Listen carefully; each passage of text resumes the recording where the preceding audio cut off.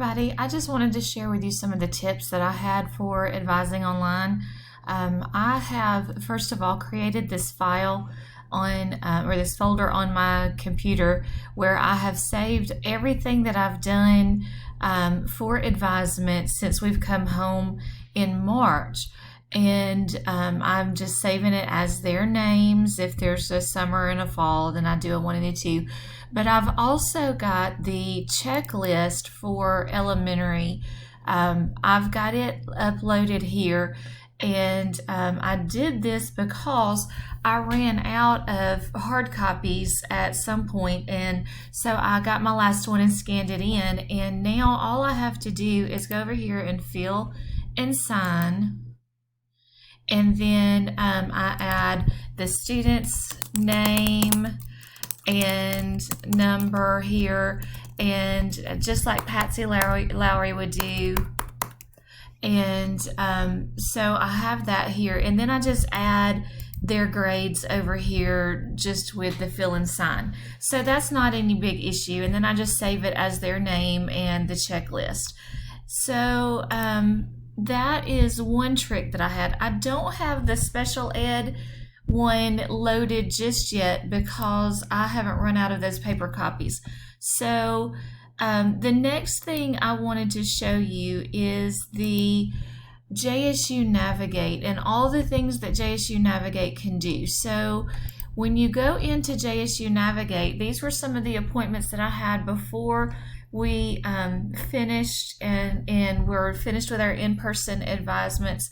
But I have seen several since then. So this number right here is just the number of files that I still have to go in and update their reports. But here's how you make a report, and here's why I like JSU Navigate. So when I go in here, of course, don't forget to set the term to the current term that we're in so that you've got their classes that they're registered for if they're taking any.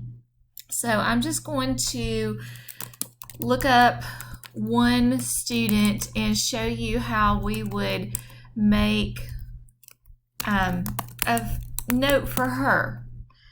The information, JSU Navigate is a little slow, so sometimes it gets a little clunky, but have patience with it.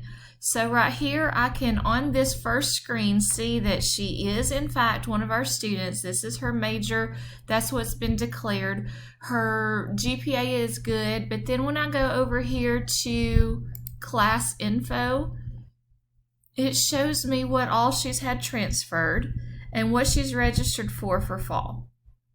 So after I have reported, or after I have advised these students, I can add a report about the appointment, even though it wasn't necessarily an in-person appointment like we have had. I still am treating this as if it's an appointment. And typically what happens is a student emails me, asks me for how they need to go about getting advisement, and I look at all of their records and I just send them a list of courses and the trial schedule. I'll show you the trial schedule as well. And I'll send that to you too. So when you go into JSU Navigate, right here you see that if a student has had any alerts issued from professors or advisors or anyone else for not coming to class, for turning in assignments late, for just showing reason to believe that this student may be at risk, it's going to show up right here. And if that number were more than 0, I could go in and see what every alert was that had been listed for that student. And I could then work with that student, give the student some encouraging words for why this does not need to happen, and we've got to get our act together before we get too far along, or the GPA is not going to be high enough to be admitted into the program. So I can catch that early on, and I have been really giving the students some talks about that through email, of course, If we were face to face, I would be doing the same thing. But it's important that we catch it early. And so I've been able to catch some of these early that I've been working with thus far. So in order to keep documentation of that, you're going to go into report on an appointment, and you have to select a care unit. This is going to be JSU advising. If I had done this as a part of the advisement campaign that Kimberly showed us how to do a few months back, then that would show up here. And typically once you put in the JSU advising, all of this other stuff just kind of preloads. The time, I'm not really concerned about that unless I were doing this on a specific appointment. Of course, the student or the professor or advisor attended. The student did because we're communicating back and forth. A lot of this information I don't fill in, but usually just right here for this, I would put objective, instead of objective, I would put advisement. That's what the purpose of the meeting was for. And then I check a couple of these, usually on time or prepared, just because that gives me an update on an idea of the history of this student. And if this student is missing an appointment or has missed more than one, I can start to see that pattern established because it's listed right there in this report. So right here, I usually, I will list the GPA, and if it's below 2.75, I will write that I've cautioned the student about that GPA, inform them that it has to be a 2.75 or higher before they're admitted. Then I just say advised into fall 2020. If I advise the student into ED 302, I will do that. I will say that as well. But then I'll also just put anything that was specific to the student. I've had students who have emailed me for advisement, lost their dad suddenly. Of course, COVID is causing a lot of stress and anxiety. There's all kinds of things out there that are preventing these students from reaching their fullest potential right now. And so I will list those things, and then I will also refer them to whatever department or whatever service that our university provides that could help them. So here I have saved a card for Takesha Goggins, who is in the counseling department. And if a student, for example, the student whose father passed away suddenly, I referred her to counseling because she's going to need somebody to help her work through this. If they are struggling in classes and their GPA is low or whatever, then I will advise them to reach out to the professor, reach out to peers for support, and then reach out to ACE tutoring services. All of those are things that they can use. And I caution them to not just sit there and struggle in a class, but these are the outlets that they can seek that will help provide them some information and some support that they need. When I do that, I list everything right here that I've seen. The student doesn't necessarily get this, but it is loaded into their system so that after we save this report, I'm not going to do this because this student here, this is just made up information. So I'm not going to do that just yet. So I'm going to save this. And then if you close out of it before you save it, it goes over here. So these are ones that are waiting for me just to finish doing the reports on them. I've got to go finalize these reports.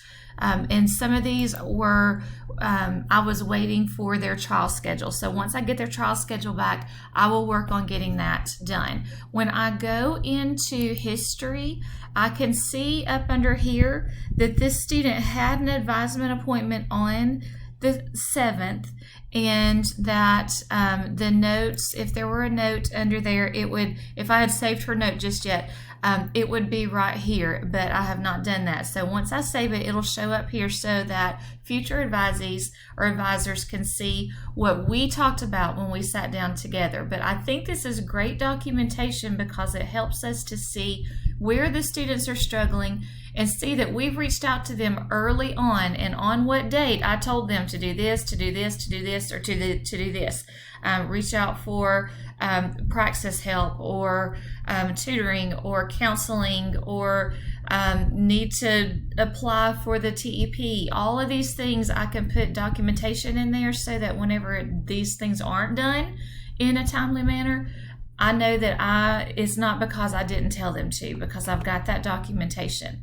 So I'm going to go back to the file just for a moment, and I'm going to show you that I've saved the summer praxis workshop information that may or may not be interested in anything that they can even use right now. I also have the trial schedule. When you pull up this particular trial schedule, this was sent out to us at the beginning of the summer. I don't know who all got this, but it is a fillable trial schedule, so they don't have to print, write it on it, and then scan it or take a picture of it and send it back.